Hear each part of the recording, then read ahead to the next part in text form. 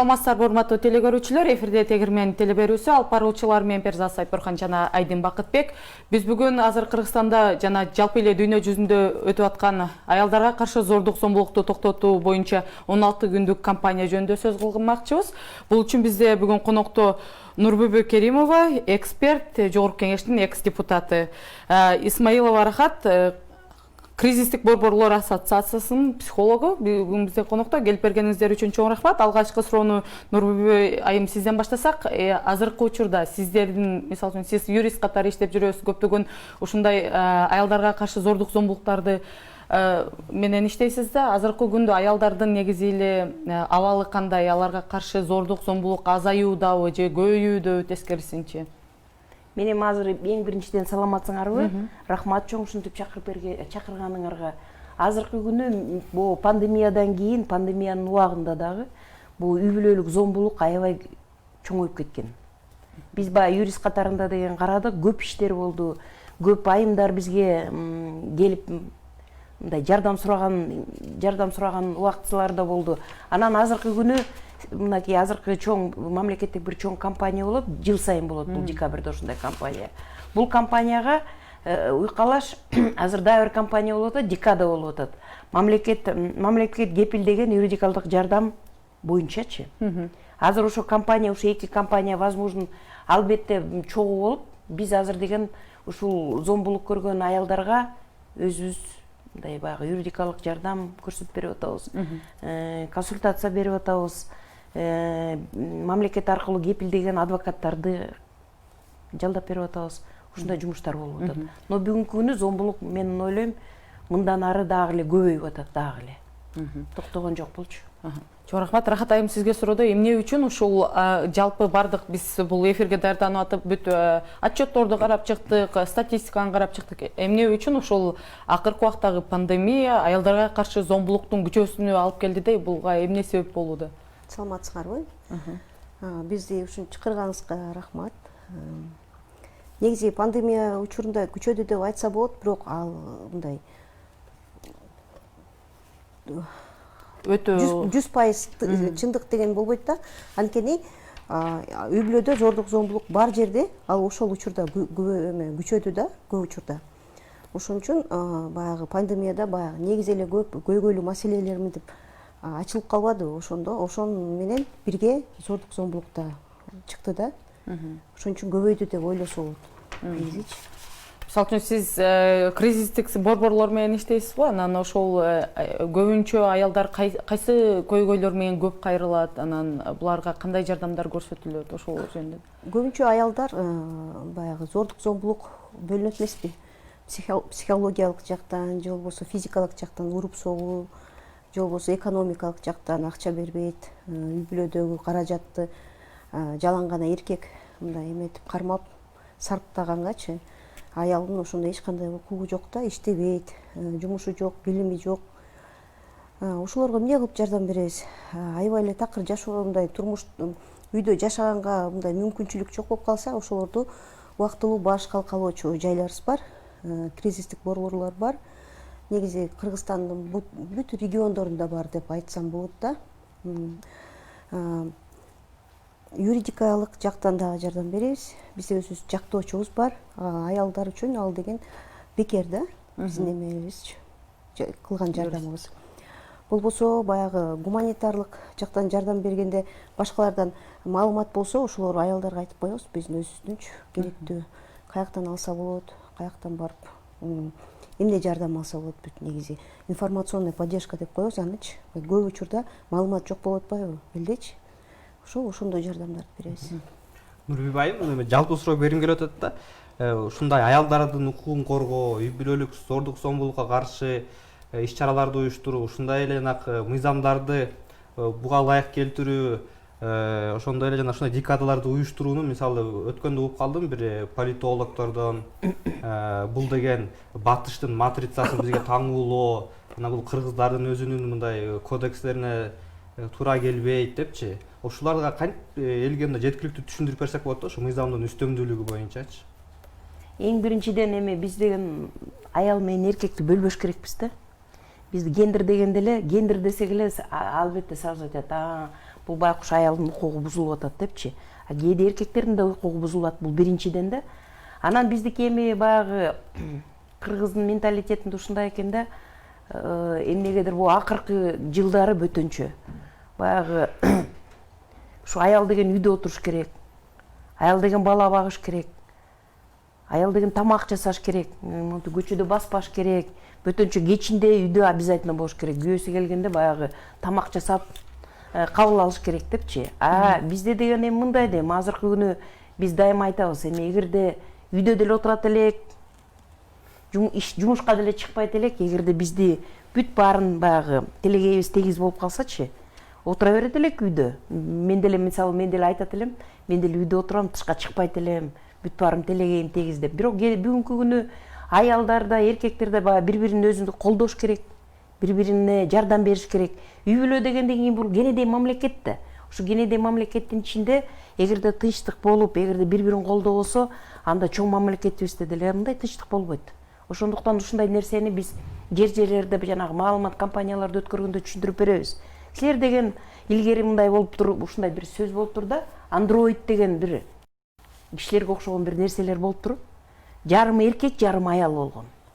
Анан деген ушунчалык тиги бактылуу ушундай нерселер болчу экен да булар. Даже Кудайдын жини келип бир күнү анан ойлоп туруп ушу кишиге окшогон нерселерди эки бөлүп салыптыр да, эркек менен аялды эки бөлүп, анан дүйнө жүзүнө ыргытып салыптыр. Анан бүгүнкү күнү минтип айтышат, эгерде ушу эки бөлүк бири-бирин тапса, бактылуу үй бүлө болот дейт.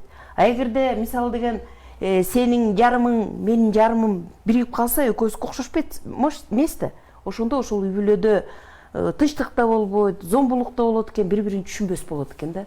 Ошондуктан ушул нерсени биз баягы маалымат компаниясын өткөргөндө көп ушундай макалдарды айтып беребиз, көп ушундай нерселерди баягы эметебиз. Анан мен ойлойм, бул батыш жактык эмес. Бул негизи адамда, эркекте бири-бирибиздин баягы тең укугубуз бар. Ошондуктан биз тең бири-бирибизди колдош керекпиз да. А колдоо үчүн деген мен ошо эркектин тилин алыш керекмин, эркек менин тилимди алыш керек. Бири-бирибизге кеңеш берсек эле ошондо жакшы бактылуу үй бүлө болот деп ойлойм. Ал эми ушу аялдардын жанакы аялдардын финансылык эркиндиги ушул таасир береби зордук зомбулуккачы? Мен сурап берем, таасир берет экен. Себеби деген ар бир эркек, биз алар менен иштешебиз да. Ар бир эркек эмнегедир өзү мындай жаман сезет да, эгерде аялынын маянасы көбүрөөк болсочу. Аялы эгерде чоңураак бир тиги мамлекеттик бир жумушта иштесе, эмнегедир өзүн баягы басынтып, эмне үчүн ушундай деп, анан баягы айлана чөйрөнөсү кызык болот экен да. Бизде кыргызда бир начар бир мага жакпайт ушул макалдарчы. Тиги алтын чачтуу аялга караганда бакка баштуу эркек кыйыныраак депчи. Эми кандай болбосун, кандай өйдө жака чыкпагын, баягы эркек деген биринчи туруш керек да депчи. Мен өзүм кенедей кезимде деле билем, бир укмуш бир эжебиз бар болчу. Азыркыга чейин ошол эже мага баягы алдымда баягы идол катарында сезем ошол эжекени.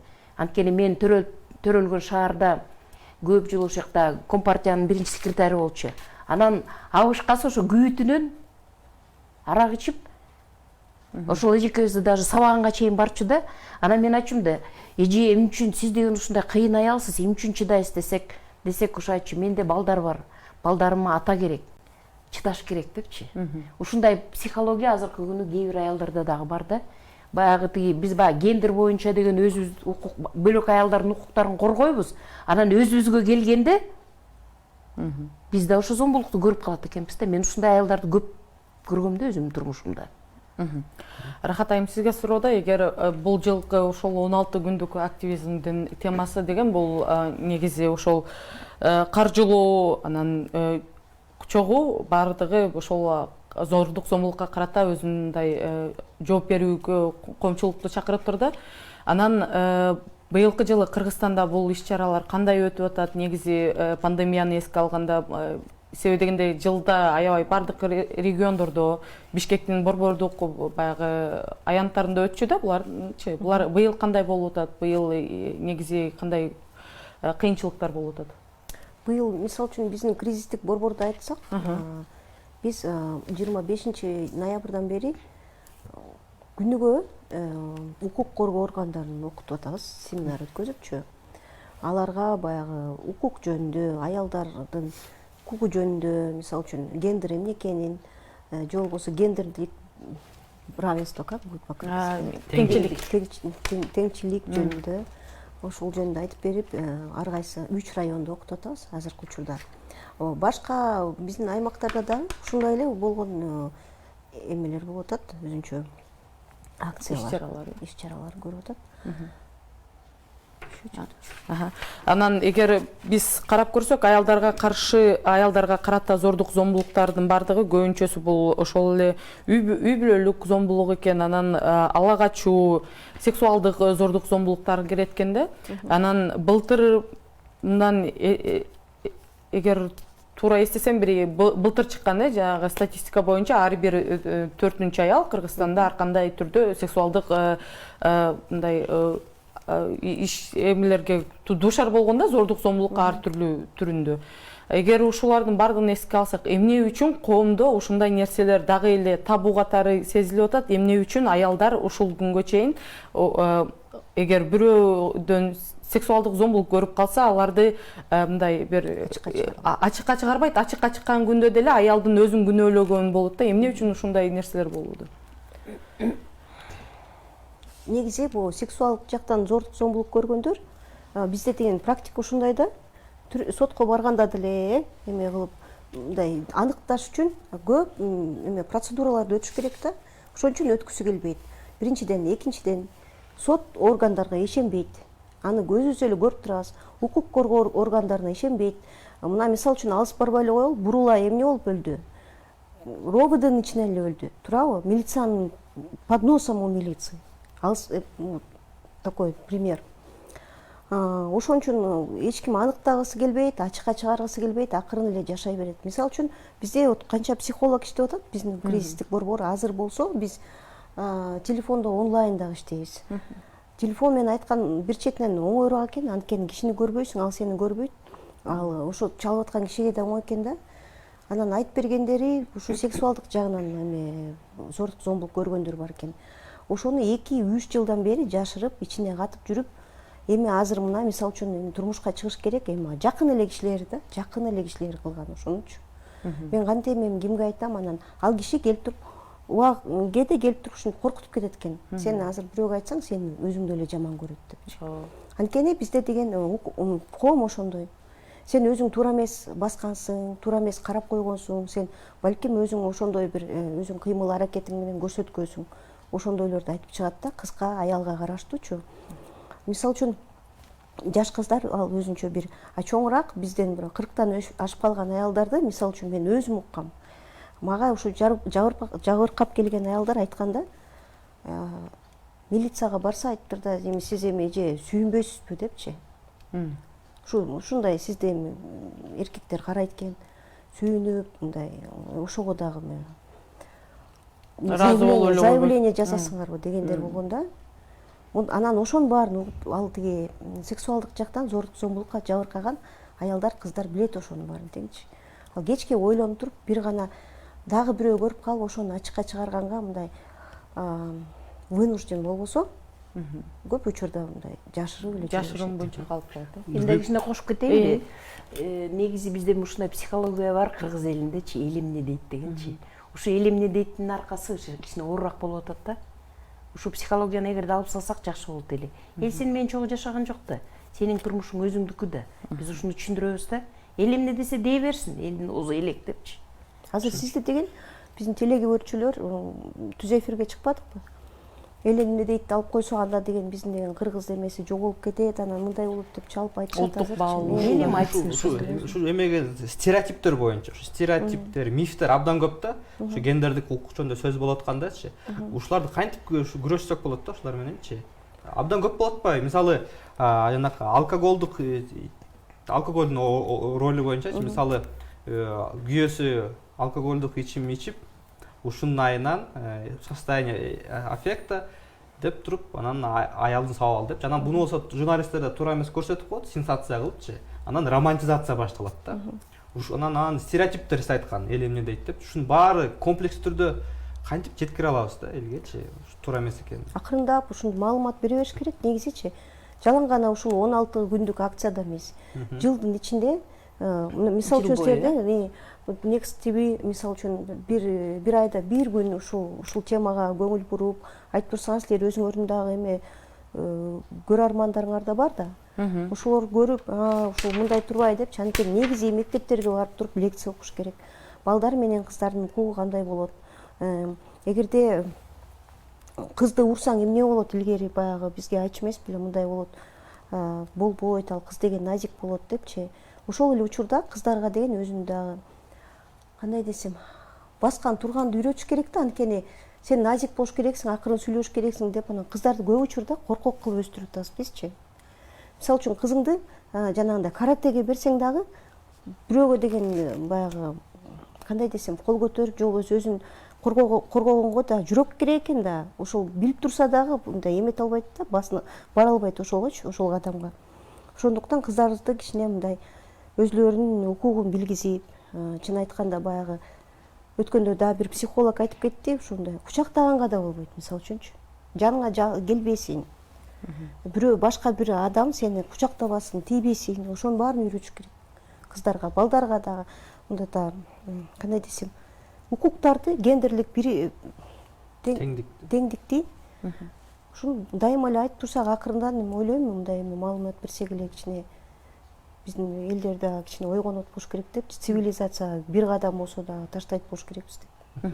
Нургүл айым, ушу суроо юридикалык жактан болуп атат да. Жанагы Сузактагы окуядан кийин эсиңизде болсо керек эле, ал бар чоң сенсациялык көрсөтүшпөдү барычы. Аял күйөөсүн токмок жеп, жана эки покрышканы илип, ананчы аны дагы журналисттер дагы көп күнөөлүү да. Аны жакшы аракет кылып баарын таратып көрсөттү, бирок натыйжасында мисалы ал заявлениени кайтарып алды да. Айымчы. Анан уже социалдык тармактар баары башталды да, өзү күнөөлүү депчи. Анан ошондой эле жанагы көптөгөн да фактылар болот экен да. Мисалы биз карап чыктык, 13 жаштагы кыз менен нике кылып молдокелерчи.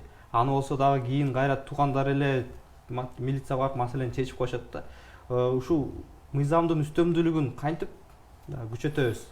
Ушундай көптөгөн фактылар чыгып атат да. Менин оюмча, мен ойлоп атам, жоопкерчиликти ошол укук коргоо органдарынын жоопкерчилигин көтөрүш керек. Биз деген азыркы күнү мынакей жаңы кодекстер алынган да, кылмыш боюнча, кылмыш процессуалдык боюнча кодекстер алынган. Эми ошо кодекстердин ичинден көп жакшы нерселердин баары алынып калды. Вот бу жагынан ал өзүнчө бир передача болот го, буюрсачы. Ошондо кичине көп мындай маанилүү жакшы беренелердин ичинен алынып калды. Кыйын опер милицияда иштеген жакшы следователь балдардын баары кетишти азыркы күнүчү. Анан силер азыр айтып атасыңар, тигил аялды кайра күнөөлөп атышат, тиндей мындай депчи. Эми бүгүнкү күнү мындай болуп атат да, мына кимде отурат жанымда, тиги кризис борборунда иштеген психолог да отурат. Биз юрист катарында ошо үй бүлөлүк зомбулуктан көргөн көп эле аялдар келет. Жардам беребиз, арыз жазып беребиз. Иштин баарын даярдай баштайбыз соткочу. Жаңыдан эле мына бүгүн эртең сотко өткөрөм дегенде звонить этет, айтат: "Эже, эми кечирип коюңуз, балдарым өсүп келатат, балдарым атасы жок калмак беле. Ай өлтүрүп салсачы эртеңки күнү, Кудай колдосун эми." деп туруп, анан ушу айлап, 1-2 айлап даярдаган иш деген бир күндүн ичинде эле тиги өзүнүн арызын жазат да, ошодон иш кетпей калат тиги соткочу. Анан аттиңай деп кайра отурасың да, 1-2 айдан кийин кайра таяк жеп келет, кайра баштайт эметипчи. Ушундай бизде аялдар толтура да. Эмнегедир ошо мен дагы жолу айтып атпаймынбы, эл эмне дейт? Балдарым атасы жок калса эмне болот? Мен түшүнүп атам аял катарында. Мага деле, мисалы мен анын ордунда болсом, мага деле тиги жолдошум керек да ошо балдарды көтөргөнгөчү. Ошондуктан бул ким айткандай, күндө декадасы жок, бул багы жылдын аягында ушундай чечими жок эле. Биз жыл сайын, күн сайын, саат сайын иштеп туруш керекпиз. Бөтөнчө үй бүлөнүн ичинде иштеш керекпиз бул боюнчачы. Азыр социалдык тармактарда да мындай, мисалы үчүн бизде декада болуп атат, ошондо айтып койбой эле социалдык тармактар күнүгө эле бирдемелер чыгарып атпайбы? Ошондуктан айтканга айтыш керек болуп калат да, ошон үчүн талкуулаш керек болуп калат биздин эмедечи, коомдо. Анан азыр дагы көп жанагы баласын экинчи күйөөсү сабап коюпчу, 6 жашар баланы, ал дагы кайтып келбеди. үйүнө баласын жака туугандарын апарып койду эми аны деле күнөөлөгөн болбойт. Анткени ар бир адам биз баягы тиги сен укугуң коргой, сиз айткандай жанагындай ушул чоң иш чаранын баарын баштап, мындай юридикалык жактан чоң кадамдардын баарын кылып отурсак, ошондо кетем кайра, мен кайрылайын. Анткени ал психологиялык жактан ал ушол жертва болуп көнүп алган да. Она знает, как это делать, она привыкла к этому, көнүп калган. Она знает, мындай өзүнүн турмушун өзгөрткөнгө кыйын негизичи. Ар бир адамга эле кыйын да. Өзүнүн баягы изменить свое поведение очень трудно. А биз ошону биз деле түшүнөбүз, бирок ойлойбуз да баягы азыр кайра кеттим, дагы бирдеме болуп келбесе экен депчи. Рахат айым, сизге суроодо, эгер кыргыздарда бир ой пикир бар, эгер шаарда үй бүлөлүк зордук зомбулук, аялдарга карата зордук азыраак болот, ал эми айылдарда көбүрөөк болот депчи. Бирок статистиканы алып карасак, эч кандай географиялык мындай аймак таасир бербейт экен да, айырмасы жок экен, бардык жакта эле бирдей болот экен. Анан дагы бир себеби бул жанагы үйдө, мисалы үчүн үй жумушун жасай албайт, же болбосо ушундай депчи, ушундай нерселер көп экен да. Бул негизи бир жашоо тиричиликтен эле чыккан нерселерден улам, бул физикалык жактан күч колдонууга алып келет экен да. Эгер карап көрсөк, Кыргызстанда ушундай үй жумуштарын бардын аялы аткарып, бирок ошого карабай ушундай токмок жеп, анан физикалык жактан жабыр тартып калгандарын биз кандай бул жөнүндө эркектер менен көбүрөөк иштеш керекпи, же болбосо аялдар менен көбүрөөк иштеш керекпи бул ушул теманы алганда? Негизичи, эгерде эркек зордук зомбулукка өзү деген мындай жакын болсо, аны деген немеси кереги жок да, ачы оокат кылабы, кылбайбы, акча табабы, таппайбы, көчөдө жүрөбү, эмне болот, он будет бить все равно. Если у него есть такое желание, да, скажем. Канунда бар да деп коет да кыргыздар. Склонность к насилию деп коет, аны психологиядачы. Ал баары бир эме табат да, бир причину найдет. Анан эркектер менен иштесеңер жакшы болмок, негизичи. Эркектерди да өзүнчө отургузуп алып, бизде ушул эркектер менен иштеген эч кандай эме жок да, мындай организация жок. Анткени деген зордук зомбулукту айтсак эле аялдар менен балдарга караштуу жатып калат да. Чын сиз айткандай. Фокус аларда болот да. Фокус. Бирок эркектерде деле зордук зомбулук бар, айрыкча психологиялык жактан. Анткени аял менен мындай бирдей мындай тилдешип айтыша албайт, анан албап туруп эле бир уруп салганга эле эме болуп калат да, муктаж болуп калат. Эркектер менен деле иштесек жакшы болмок да, негизичи. Ал ушул сөз болуп кетти, эркектер дагы ушундай зомбулукка дуушар болот депчи. Менимче бул көбүнчө психологиялык, бул кандай зомбулуктар да? Мисалы бүгүн мынакей мен жотурайын жебесин. Бүгүн бир апа келди. Эмне болду десем, ушинтип деген келиним менен тиги кудагыйым баламды үйүнөн кубалап чыкты депчи. Апе, балаңыз анан тили барбы? Бар, кайда иштейт десек, ушинтип деген бир автобусный паркта иштейт, автобус айдайт, акча табат, ушундай. Анан кайненеси келсе эле, келиним экөөнү мушташтырып эле, анан деген бүгүн ошо баламды үйдөн кубалап чыкты дейт. Кубалап чыгып туруп дейт, уже тиги баягы сот аркылуу кагаздарын баарын алып, уже алимент уже ажыраштырып, анан 8.000 сом алимент кесиртип алыптыр. Ушу кандай болот кызым? Балам нормально мындай ичпейт, эчтеке кылбайт, ушундай болмок беле депчи. Анан азыркы күнү биз ага деген бир адвокат таптык. Адвокат таап берип туруп, эми ошонун аягынан чүйлүктөп атабыз. Себеби деген гендер десек эле ошол апаң сразу бакырды. Койгулачы ошо гендер деп атып, мына катындардын баарын көп түрттүңөр деп. Жок апа, гендер деген мынакей, сиздин балаңыздын укугунда биз бүгүн коргойлук депчи. Анан мен тиги бу сиңдимге айтып кетейин деп атам. Кыргызстанда бир жакшы уюм бар. Жана айтып кеткем силерге, республикалык жоокерлер энелеринин комитети бар. 25 жыл болду бул мамлекеттик эмес уюмга. Алар деген жаштар менен иштейт, солдат балдар мененчи. Анан жакында эле ошо бир балдар менен кезигип биз ошо алага чуу боюнча, зомбулук боюнча айтып бердик. Ошондо кээ бир балдар минтип айтып калышты да, атам деле сабайт апамды. Анан тиги мен эгерде үйлөнсөм сабабайм аялымды депчи. Анан мен күлүп атпаймынбы? А сенин жиниңе тийсе эмне кыласың? Сен бир коем дейт да. Ал деген сабаган болот десем, жок. Сабаганда деген ал катуу сабайт дейт. А мен бир эле коем жагын бассын депчи. Көрдүңөрбү, бул үй бүлөнүн ичинен башталып атат. Анан биз бул балдарга айтып атабыз. Бир эмени айтып бердик да. кенедей бала төрөлө элек энесинин ичинде Кудайга суранат экен да, Кудай мени тышка чыгарбай эле кой, чыккым келбей атат, коркуп атам деп. Анан Кудай айтат экен, мен сага жакшы бир периште берем, чыккын, төрөлгүн депчи. Ал периштенин аты ким десе, ал периштенин аты эне, апа болот депчи. Ошондуктан ушундай нерселерди көбүрөөк ушу балдарга кыргыз тилинде баягы кезиккен сайын эркектердин арасында ушундай нерселерди эгерде айтсак, телевидение аркылуу айтсак, мен ойлойм ошондо деген бул аң сезим кичине бөлөкчө болобу депчи. Менин оюмча ушундай да. Сизге суроодо азыр дагы буга чейин деле сөз болуп кетти. Негизи эле укук коргоо кызматкерлеринин ушул аялдарга каршы зомбулук учурунда кандай иш аракеттерди жүргүзүшөт да, себеби дегенде бул буга чейин деле көптөгөн жаңылыктарда, мисалы үчүн кайсы бир сайттарда окуп калабыз. Бул эгер аялдарга каршы кайсы бир зордук зомбулук болсо, милициялар же болбосо укук коргоо кызматкерлери аябай туура эмес мамиле кылышат экен. Анан ошонун артынан мындай бир эгер Кыргызстанда көп тараган сөз бар, victim blaming депчи, аны өзүн күнөөлөгөнгө аракет кылат экен. Анан ушундай бир туура эмес иштердин артынан ошол иштер аягына чейин чыкпай калат. Соттор деле ошондой мамиле кылып, жанагы бир милиция орой мамиле кылышы мүмкүн. Орой мамиле кылышы мүмкүн, үстүнөн күлүп коюшу мүмкүн, же болбосо мындай ишке көңүл бурбай, анан жанагы ошол зордук көрсөткөн кишилер өзүнүн жоопкерчилигин тартпай калат экен да. Ушун менен кандай иштеш керек? Бизде ушундай бир стереотип бар да. Эмне болбосун, зомбулук болбосун, кандай зомбулук болбосун, аял күнөөлүү болбосо да айтат, өзү күнөөлүү депчи. Өзү кышаңдап атты, өзү көздөрүн минтип атты, ирмеп атты депчи. Эмнегедир ушундай ой пикирлер болот да биздечи. Анан бүгүнкү күнү мына сиңдим айтып кетти. Эң биринчи биз ошо укук коргоо органдагы иштеген милициялар менен көп ушундай жолугушууларды өткөрүш керекпиз, үйрөтүш керекпиз. Себеби деген минтип коет деги психолого социалдык колдомо деп коет да. Ушундай тренингтерди өткөрүш керекпиз да.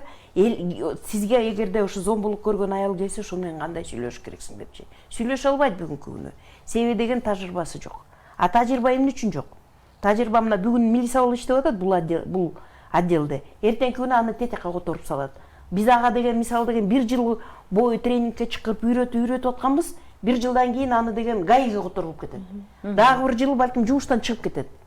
Ошентип мындай үйрөтүп атабыз баарыбыз. Бүт мамлекеттик эмес уюмдар бөтөнчө бул кризистик центрдин ичинде иштеген мен көп эле көрөм. Булардын тиги иш-чараларынчы көп жумуштарды өткөрүшөт. Бирок деген ошо айтып атпаймынбы, жанагынтип деген токтобойт биздин кадрларчы. Кадрларды жакшылап окутуш керек да, а кадрлар токтобой атат эмнегеде бүгүнкү күнү. Нурбек айым, мына сиз мурунку чакырылыштын депутатысыз, экс-депутат. Анан өткөндө жанагы Сузактагы окуядан кийин Исхак Пирматов мыйзам демилгелеп, үй бүлөлүк зордук зомбулукка жанагы жоопкерчилик күчөтүү боюнчачы. Анан биз эфирге чакырганбыз да, Исхак Айтбаевич анан өзү ачык эле айтты да, бул мыйзамды өткөрүүдө жогорку кеңештен абдан кыйын болуп атат депчи. Себеби коллегаларым колдобой жатат, абдан күчөтөлүп атабыз. Анан ошол эле коллегалар айтыптыр да, күйөөсү аял көзүн көгөртүп токмоктоп койсо, анын үчүн 10 жыл отурбаш керек, бул туура эмес депчи. Негизи ушу депутаттар менен иштешип калбадыңызбы? Алар коллегаларыңарды ушинтип көндүрүү, ал жакта ушундай, ал жакта да ушундай стереотиптер барбы? Эмне үчүн все-таки бул мыйзам чыгаруу да орган? Эмне үчүн ал жакта дагы мындай стереотиптер көп? Алар эмне менен эметишет да руководствочу? Эми азыркы күнү өзүңөр көрүп атасыңар биздин тиги деңгээлин, биздин депутаттардын деңгээлин таарынбай эле койсун. Азыркы мына жаш менин коллегаларым. Мен 4-чакырымдын депутаты болдум. Ошондо бизге дагы мындай эмнегедир мындай терс мамиле кылып атышты да. Силер көкмейлерсиңер, силер баары жетпейсиңер жана легендардуу парламентке депчи. Бүгүнкү күнү мына 5-6 чакырымдар болуп атат. Өзүңөр көрүп атасыңар, ким баратат аяка? Аяка жалаң деген байлар баратат, акчасы бар. Аяка кимдер барып атат? 2-3 аялдан алган мен коллегаларым баратышат, туурабы? Базарда иштегендер барып атышат, бизнесте иштегендер барып атат. Аяка деген менин оюмча ойлоп атам, бул деген профессионалдуу парламент болуш керек. Аяка деген юрист, экономист, ушул социологдор баш керек, психологдор баш керек, мугалимдер баш керек. Ошонун баарын түшүнүп туруш керек да. Түшүнбөй эле базардан келип эле ошол жака депутат болуп отуруп калганда эми ойлоп көргүлө, ошол киши эмнени чечет? албетте анын акчасы толтура. Эртеңки күнү айтат, мен мына бүгүн бир аялды алдым, экинчи аялды алдым, үчүнчү аялды алдым. Ага деген аял киши баягы эмедей болуп калат да, баягы бир буюмдой болуп калат. Ошон үчүн деги мамилеси да буюмга болгондой болуп атат да. Мен эмне үчүн муну айтып атам?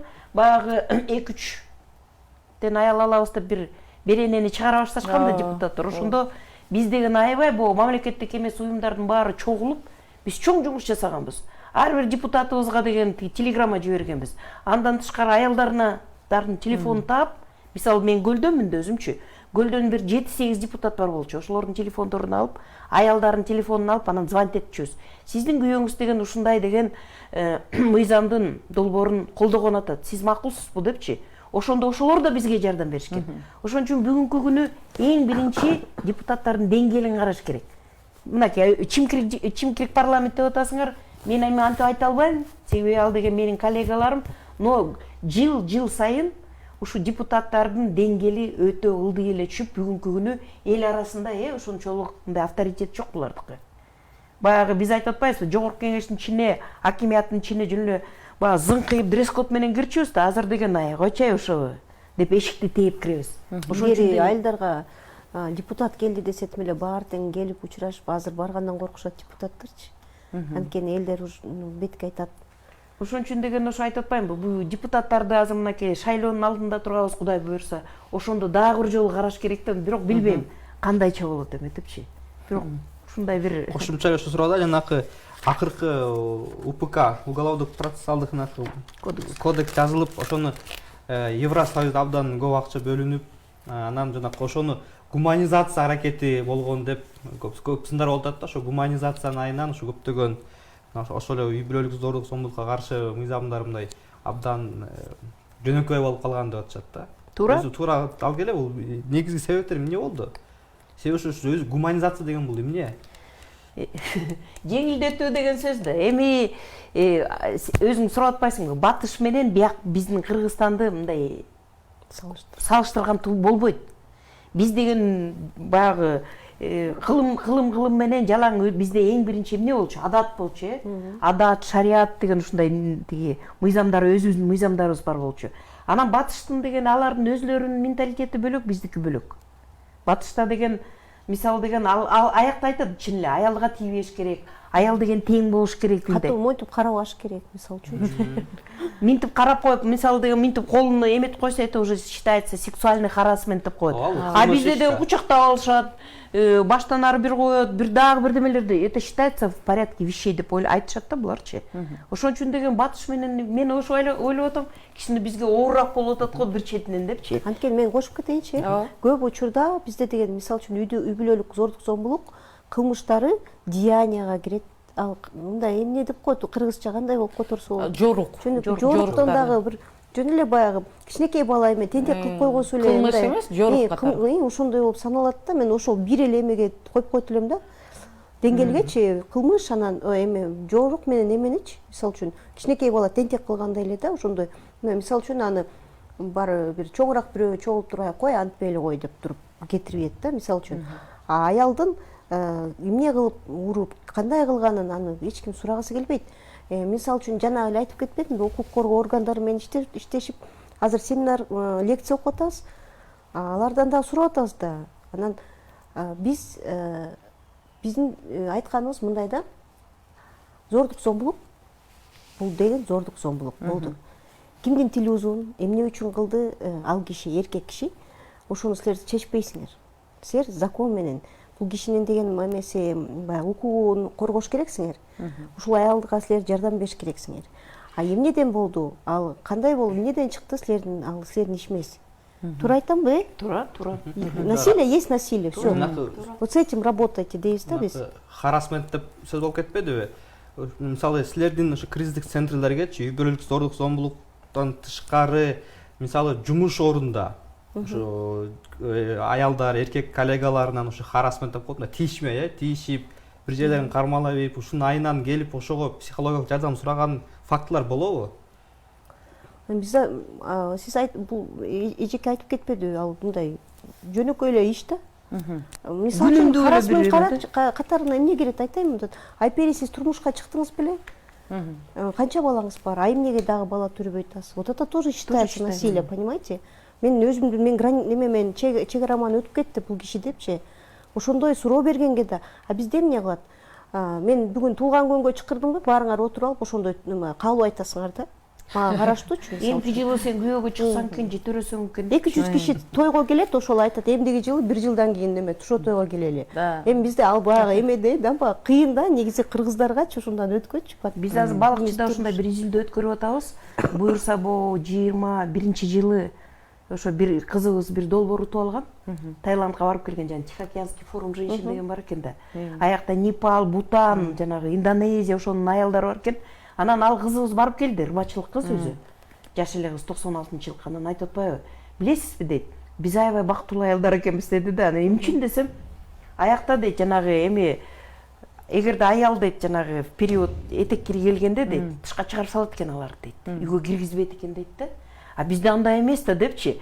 Анан деген вот ана ошол жанагы харассмент боюнча деген балыкчы боюнча изилдөө баштады. Эми 5 аялдан 4-төө көргөн ушу зомбулуктучу. Бирок кайта албайт. Себеби деген айтса деген жумушка орношуу үчүн ал деген же ошо киши менен чогуу бир жерге кафеге барып чыдап коюш керек, же чыдап коюш керек, же аны менен кечке чейин отуруш керек жумушта. Бирок ал деген ошол зомбулук болуп атат да. Аны айта алышпайт. Себеби аны айтса жумуштан кетет. Ушундай көп нерселер кенеде эле мына биздин шаарда алдык. Кыргызстан боюнча мен ойлоп атам, күнүмдүк андай зомбулук болуп атат депчи. Мен мисалы үчүн эл аралык эмеде иштеген мекемеде, бизде 1 жылдын ичинде 3-4 жолу ушул лекция окучу да, ушу боюнчачы. Ушундан өтпөгүлө, чектен өтпөгүлө, бири-бириңерге мындай суроо бербегиле, бул дагы харассмент. Ошондо биринчи жолу угуп алып итек таң калганбыз да. Бири-бирибизге калып айтканга да болбойт турбайбы? Анан мисалы үчүн сизге айттым да, анан сиз анан акырын эме баягы бирөөгө жазып коет экенсиз да, мен ушинтип эле кечке эле мындай сурап атат, анан мындай эле сөздөрдү элиңүү сурап атат, айтып атат депчи. Анан мынтип колдон кармаган жөнөкөй эле бизде эми мындай саналбайт да. Ошол дагы эме болуп саналат. Негизичи баягы эме зордук зомбулукка кирет да. Это как сексуалдык жактан эме билбейм мен кандай болот, бизде мындай эркектердин баары эле ушинтип кылат го деп ойлойм да. Ошол. Сиз юристке ушу аял заты жардам сурап келди беле ошо жумуш орунда ушундай харассменттерденчи? Келген. Көп болбойт да? Жок. Көп эле болобу? Көп эле болот, бирок эмнегедир мен өзүм дагы мындай эме көп ушундай иштерге катышкым келбейт да. Себеби деген убактымды коротом. Туурабы? Убактымды коротом. Чуркайм, эметем, анан акыр мына баягы натыйжасында кайра секирип кетишет да ошо аялдарчы. Жок, эме жөн эле койгулачы, иште береличи, тинте береличи депчи. Мисалы деген мына армиянын арасында да жүрүп атабыз да. Армиядагы жанагы служащий деп аялдар көп да. Ошолор менен да сүйлөшүп каласың, анан ай жардам берейинби десем, жок, эже пенсиям аз эле калды, 2 жыл калды. Себеби деген армиядан 45 жашта эле чыгып кетишет да. Пенсиям аз эле калды, коюңузчу же мейли. Эптеп чыдайм деп ошентишет да. Чыдаганын аркасы менен турмушу, жашоосу өтүп атканы менен ич жок. Ошондой. Рахат айым, сизге суроо, азыркы күндө мисалы үчүн аялдарга каршы зордук зомбулук жөнүндө тема көтөрүлгөндө эле мындай деп атышат да, мисалы үчүн а ким көрсөтүп атат аялдарга каршы зомбулук? Көбүнчө аялдар депчи, себеби мисалы үчүн айылдарда айрыкча жанагы кайнесинен, кайын журтунан көп мындай зордук зомбулук, мындай сөз түрүндө ар кандай психологиялык жактан зомбулук көрүп атат дегендер көп да. Анан экинчиден эмне үчүн аялдарда ошондой бир өзүңөрдү колдобойсуңар деген да суроо бар экен да. Мисалы үчүн шайлоо убагында деле аялдарга добуш бербейт деген нерселер бар да. Булардын баардыгын бир солидарностька, мындай тилектештикке жеткирүүгө эмнелер кылыш керек сиздин оюңузча? Бул аялдар башка аялда бир өзүнүн конкурент эмес, атаандаш эмес, бир эже-сиңдилик, бир шериктештикке келтирүүгө кандай кадамдар жасалыш керек? Билбейм, мен көп учурда биз эртеден бери аял эркектерден жактан баягы эме зордук зомбулук жөнүндө сүйлөшүп айтып атпайбызбы? Ошо аялдарда көп мен ошо өзүм лекция, тренингтерди өткөзөм, ошондо айтып кетем да, зордук зомбулукка көп учурда аялдарда эме баягы кол салым кылат да. Анткени мисалы үчүн эле баягы ала качууну зордук зомбулук деп эсептеп атабыз, ошол жерден эркектер алып келген эле болбосочу калганын бүт баарын аялдар кылат. Ошон Биз бир деле эле аял сүрүп эмес, келгенбиз да деп бир эле аял эмес, ошокто 20-30 жабылып калат, ошо бир кичинекей. Вот ошолордун жоопкерчилигин эгерде мындай соучастник кылып, соучастник кылып көтөрсө, ошондо коркушат эле да. мисалы үчүн Андай тойго жок барып да алганда ошо тиги ала качып келиптир да, бакушка эртеси уже отургузуп коюшат, анда деген чай коюп атат, тиги элдин баары карап чай ичип ошону сынап отурушат да. Ошону аялдар кылып атпайбы ошонучу? Мисалы үчүн анан күнүмдүк жанагы үйдөгү, үй бүлөдөгү көпчүлүк зордук зомбулук ушу кайненеден кетет. Мага эми чалып атканда вот эме тиги онлайн чалуулар болуп атпайбы, ошол жактан карап турсаң элдин дагы көйгөйлөрү ар кандай да. Мисалы үчүн эме кылып бирөөсү кайненеси чалат, менин келиним төрөбөй атат. Бирөөсү айтат, келиним балдарды бактырып атат мага. Мындай бирөөгө бала көп, бирөөгө бала жок. Ушундай да, эми бирок мындай эми мен ойлойм да, эгерде үй бүлөдө мындай уш талаш боло турган үй бүлө болсо, ал ошо уш талашка тема табылат депчи негизи. А бул эгерде ага деген, если они не склонны к этому, анда ушул кыйынчылыктан дагы чыгып кетет. Жок, буга кандай чаралар көрүлүш керек да, мүмкүн билбейм, кайсы бир психологиялык жардам, бул мектепте окутууларда болуш керекпи? Билбейм. Сиздин Аялдар жөнүндө тема абдан. Бизде илгери деген мектепте ушундай эмне психология семейной жизни деп кыргызча кандай болот? Үй бүлөлүк жашоонун психологиясы. Үй бүлөнүн жашоо, сергек мүнөзү беле ушундай бир сонун бир ушундай өзүнчө бир факультатив бар болчу да. Анан ошол жерден үйрөтчү да. Сен кандай мамиле кылыш керексиң күйөөңө, күйөөң сага кандай мамиле кылыш керек депчи. Эмнегедир ошол факультативди алып салды да. Мен ойлоп атам, дагы бир жолу айтып атпаймынбы, бул үй бүлөдө башталыш керек. Анан мектепте. Эгерде үйдүн фундаменти кыйшык болуп калса, кыйшык кетет.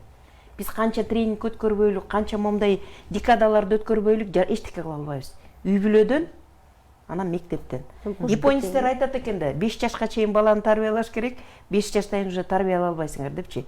Ошондуктан биз ойлойбуз, ошо биринчи үй бүлөдөн, анан мектептен баштасак, Кудай буйрса анда жакшы болуп кетет. Кошуп кетейин, ремарка. Балким биз кыздарыбызды, мисалы үчүн башка кыздар менен сен дос бол деп айтпай, сиз айткандай конкурент катары өстүрүп атабыз, Сен суураак бол, анан тиги эмерээк бол, боюң узураак болсун, анан тиги мындай десе, жакшы окуу, кыйыныраак, анан депчи мындай баарыбыз бирдейбиз, баарыбыз бирибизге жардам бериш керекпиз деп айтпайбыз да. Балким үй бүлөдөнчү ошондойдон башташ керек, сиз айткандай. Туура, бул абдан чоң комплекстүү проблема да. Нурбек айым, сизге бир маанилүү суроо да. Сиз азыркы учурда миграция кызматынын коомдук кеңешинин төрайымысыз. Ушу мисалы ушу мигранттардын көп мигранттар кетет да, үй бүлөлөрү калып калат, аялдары калып калат, балдары калып калат, кыздары калып калат. Керек болсо эки ата-энесинен кетет, анан балдары эжесининкинде, туугандарыныкында, чоң ата, чоң апаныкинде калып калат да. Ошолор жакта ушу зордук зомбулук маселеси кандай жүрүп жатат? Бул эң оор маселе, бул аябай чоң оор маселе. Себеби деген биз азыркы күнү мынакей бизде Байкулчуда Данка деген коомдук фондубуз бар. Ошол жерде да юрист балдарыбыз, кыздарыбыз бар. Булар деген в основном кимге жардам берет? Ошо аялдарга жардам берет, мигранттардын аялдарына. Күйөөлөрү кеткен Россияга, а жерден үй бүлөлүү болуп калышкан. А жерлерде булар пособие эчтеке ала алышпайт. Себебиден күйөөң бар, тияктан деген акча жиберип атат депчи. Анан күйөөсүнөн ай жок дегенде мен ажыраша алганда, сен эми тиякта өзүңдүн үй бүлөң бар болсо, аны бербейт. Ажыраштырба, мен ажырашпайм сен менен депчи. Ушундай нерселер көп болуп атат бизде. Анан адам сатуудан жабыркаган көп кыздарыбыз бар бизде. Мына жакында эле бир жакшынакай бир кызыбыз келди, 3 жыл Казакстанда подпольный бир швейный цехте иштеп келди. Энеси каза болуп калган, атасы бир ушу бир 30-тарга чыгып калган жигит экен, кичине ичип койгон охранник болуп иштейт экен. Ошо кызды барып карасак, эми жүрөгүң ооруйт ошол кызды карасаң. Эне жок. Жашаган үйүн карасаңар жүрөгүң өрчөт эметипчи. Ошондойлорго биз в основном жардам берип атабыз да эметипчи. Анан булардын арасында зомбулук деген, эгерде бөлөк мындай жөнөкөй аялдардын ортосунда зомбулук болсо, тигилерде 2 эсе зомбулук болот. Себеби деген зомбулук иштеп аткан жана кожоюнунан болот, зомбулук күйөөсүнөн болот, анан тегерегиндеги айлана чөйрөнүсүнөн болот. Булардын турмушу өтө оор болот, бул мигрант аялдардынчы. Инан келген мигрант аялдардыкы. Себеби аяктан келгенде эмнегедир биздин эл ушинтип ойлойт. Аяктан келгенде булардын баары сойку болуп келген аялдар деп эмнегедир ушундай ой төрөлөт да булардачы. Биздин убактыбыз аягына чыгып калды. Сиздерден бир аялдарга, кыздарга өздөрүңүздөрдүн кеңештериңиздер ушул зордук зомбулукка дуушар болбош үчүн эмне кылыш керек, ушулар боюнча Сиз айттыңыз. экөөңүздөрдө тең убакыт беребиз. Мен кыздарга, биздин тиги апаларга кимдин кыздары бар, өзүбүздүн эже сиңдилерге кайрылып кетет элем да. Негизи баягы эмени көтөрүш керек экен. Билимдичи, билимди көтөрүп, өзүңдүн бир эле тиги мисалы үчүн университетти бүтүрүп туруп, анан бүттү күйөөгө тийсем эле турмушум оңолот экен деп отуруп калбай, дагы эле бирдемеге мындай умтулуп, жаңы дагы бир нерселерди үйрөнүп, көп нерсени билсең, анан көп кишилер менен катышасың. Өзүң укугуңду берсең, анда деген баягы турмушуң башкача болуп өзгөрүлөт го деп ойлойм да, негизи. Ушул зордук зомбулуктун түбү ошол билимсиздик, анан укуктардын баарын тебелегенден чыгып атат деп ойлойм. Биз эми алакандай кыргыз жерибиз. Өзүбүздүн байрагыбыз бар. Бизди ушундай кандай десек, мекенибиз бар өзүбүздүнчү. Ошондуктан баягы ушу мекенди курганга биздин аялдар да жардам берген. Жанагы ошондуктан биз өзүбүздүн баягы нукура кыргыз кийимдерибизди, салттарыбызды, баягы жүрүш турушубуздун баарын алыш керекпиз. Батыштан жакшысын алыш керекпиз, жаманын кереги жок бизге. Жанагы даже элечекти алганда дагы көрүп атасыңар, ошондой нерсенин баарын кыздарга үйрөтүш керекпиз. Эмне үчүн элечек деген ошо 40 метрде болгон, ал деген балага жалаяк болгон, ал деген жана бинттин ордуна болгон, ал деген жолдо бирөө өлүп калса кепин болгон депчи. Ушундай нерселердин баарын үйрөтүп, биздин нукура жана белдемчи ушундай нерселердин баарын үйрөтүш керекпиз да кыздарга. Анан деген кээде мен мындай каршы турчумун, кызга 40 үйдөн тыюу деген. Ушул нерсени баары жасаш керекпиз биз. Себеби деген кыз деген момундай болуш керек, тигиндей болуш керек депчи. Анан эң биринчи кыз деген ошо Эркектерди каныкейинидей болуш керек да. Эми кыйын тиги манас атабызды колуна алган, ошону баягы тиги ал эч кимдин тилин алчу эмес да манас атачы. Ошо каныкейинидей болсо, биздин кыздарыбызчы ушундай акылдуу болуп, анан баарыбыз бирдиктүү болсок. Себеби деген бул сиңдим айтып кеткендей, биз бүгүн бирдиктүү эмеспиз кыргыздын аялдары. Ичибиз тар, балачанын кызы көрө албайбыз депчи. Биз деген бирдиктүү болуп ушу зыңкыйган жашынакай аялдарды тиги мындай кыздарыбызды өстүрсөк, эң сонун болот эле. Ошо менин тилегим ошо болуп атат да, ошо кыргыз кыздардын арасынан дагы кыйын кыздарыбыз чыкса. Бирөө чыгып баратсам басмырлап ылдыйга тебелеп түшүрүп салбайчы, Чыгып кыргыз элибизге тынчтык болсун, баары болуш жакшы болсун. Силерге да ошо рахмат передачаңарга. Мырзаларыбыз да мырзадай болсун, Мырзаларыбыз да мырзалардай болсун. Ошол анан бизде азыр деген ошо дагы бир жолу айтып кетейин, декадабыз болуп атат. Тиги мамлекет кепилдеген юридикалык жардам борборлору ачылган Кыргызстан боюнча 28 эме аймактарда. Ошол жерге келгиле биз жардам бергендей бололук. Бекер юридикалык жардам болот, ошол жерде жардам беребиз деп коелук, Чоң рахмат. Урматтуу телекөрүүчүлөр, биз бүгүн негизи аялдарга карата зордук зомбулукка каршы 16 күндүк активизмди талкууладык. Бул үчүн бизде конокто Керимова Нурбүбү, Жогорку кеңештин экс-депутаты, эксперт, ошондой эле Исмаилова Рахват, кризистик борборлордун ассоциациясынын психологу болду. Алып баруучулар мен Перзат Айтбурхан жана Айдын Бакытбек. Кийинки берүүлөрдөн көрүшкөнчө сак саламатта туруңуздар.